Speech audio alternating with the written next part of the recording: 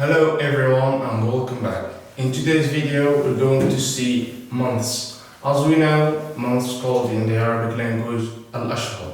So we have الأشهر and today we're going to see the first 6 months.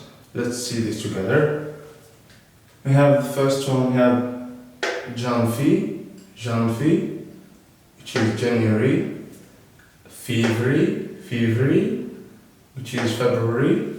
We have Mars, which is March in English, March.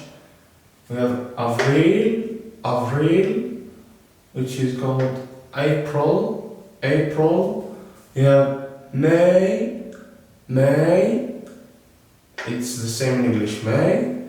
We have Juin, which is June. We have Janvier, January, February. We have Mars, which is March. We have Avril,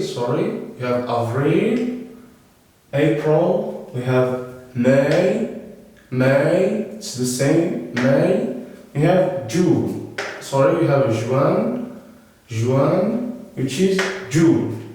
Okay, so it's easy, just repeat this again and again to have a good pronunciation.